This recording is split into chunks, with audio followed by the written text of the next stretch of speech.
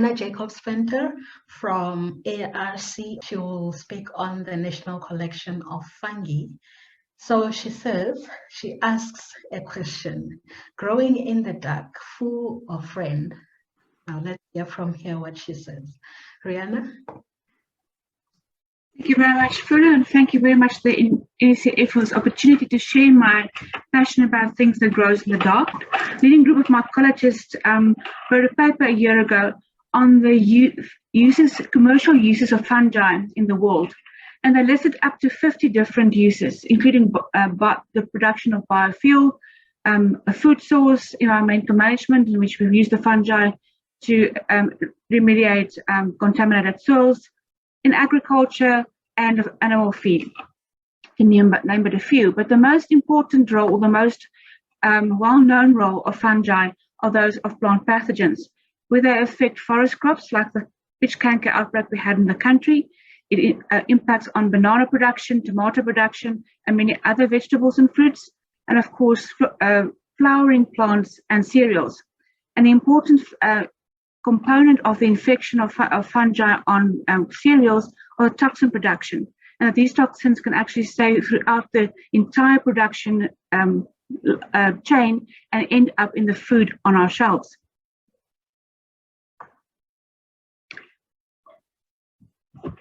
So in South Africa, the history of mycology and plant pathology dates back to 1905, when the collection was started by Paul Evans under the mandate of the British government. And for the past 116 years, it has grown to be the only and obviously the biggest collection in Africa.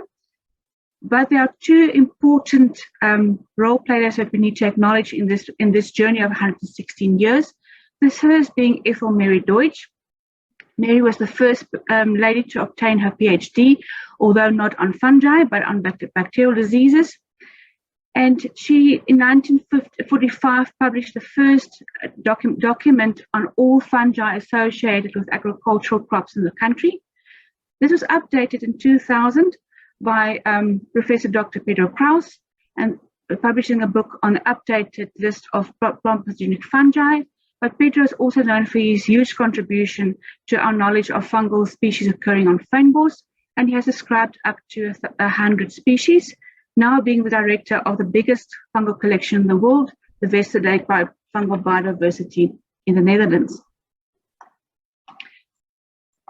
So the National Collection of Fungi consists out of two different collections, PREM, Pre for Pretoria, and M for Mycology. And this collection was, as I said previously, established 116 years back. It accommodates 63,000 dried specimens, which represents over 12,000 species and 2,300 types. It also incorporates an extensive literature reference library that dates back to 1755. It includes both South African and foreign specimens from all the continents, but a significant part of this collection was established by Ethel Deutsch, about 40% of this collection, through her collaboration with African and European mycologists and exchange of material. And we have a significant number of specimens that presents African fungal biodiversity, not only South African biodiversity. And currently, our main purpose is to provide these material on loans to international and national researchers and to serve as a depository for type material. The second part of, or the second section of the National Collection of Fungi is the PPRI collection. It accommodates 29,000 living isolates, and these are preserved either in a public collection or a reserved collection under the Budapest Treaty, or the CBD and the Nagoya Protocol. And of course, we then request the PICs and the sampling permits to be in place for those different collections. Currently, these collections are expanded by our own research that is conducted in the unit. So other South African researchers that deposit their material in the collection, commercial companies depositing their strains that they use for commercial product development under the Budapest Treaty, our diagnostic services to commercial farmers, and the public that brings in most interesting fungi. An example of the value of this collection is a study that was just published in January this year on wheat brown rust. They used material deposited in the collection between 1906 and 2010 to study the genetic development of the populations of the specific pathogen of wheat. They found 5 subpopulations that survived between 21 and 82 years in the field. 3 of these representing entries from the European settlements. 2 appeared as exotic introductions, probably from other African countries. And clearly illustrating how important surveys are, but also the preservation of the results of these surveys, so that people can go back and study these and trace back the development and the resistance built up in these pathogens.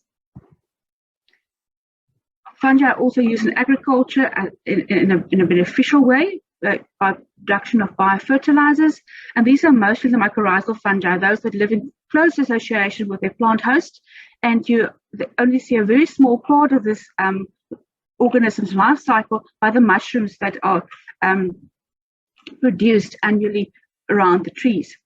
And again, we host these specimens for registration. An example of these mycorrhizal fungi being used in the country is Mycoroot, which are a South African-based company producing mycorrhizal-based fertilizer. Fungi are also used in biocontrol, and an example of this is the commercial product that BASF has on the market called Broadband, that's based on material from the collections. Not only would they, this specific product is against insect pests, but we also have fungi that control nematodes, weeds, and other fungi.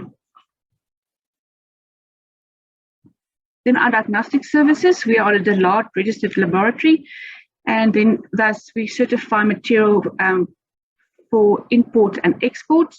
The 2 fungi we concentrate on here are Tilletia indica, or coral bunt of wheat, in which we certify consignments clean of this organism before it's exported, and Osteolaga maydis, although it is seen as a delicacy in many parts of South America, in our country it is seen as a quarantine pest. And of course, we analyze soil, seed, and other plant material for commercial farmers and agricultural businesses. An example of the veterinary importance of these collections is the Kikuyu poisoning of cattle. Previously, it was reported that Viserium fluorosum is the causal agent of Kikuyu poisoning in cattle. However, we found by means of comparing the South African isolates that we obtained from the Eastern Cape with those strains in the collection, that another species, where Viserium species, was involved in Kikuyu poisoning in South Africa. And an important information that we need to distribute to the vets and the cattle farmers in the country. So the take-home message from the National Collection of Fungi is the agricultural industry contributes an enormous amount or large portion of the gross domestic product. It contributes to food security, social welfare and job creation, and even ecotourism. Thus, it's important to support this industry, and that's why the collections play a vital role in the support system. And the NSCF has contributed this in past 116 years, and we would like to continue our contribution to the agricultural industry in future. Thank you. Thank you so much, Riana.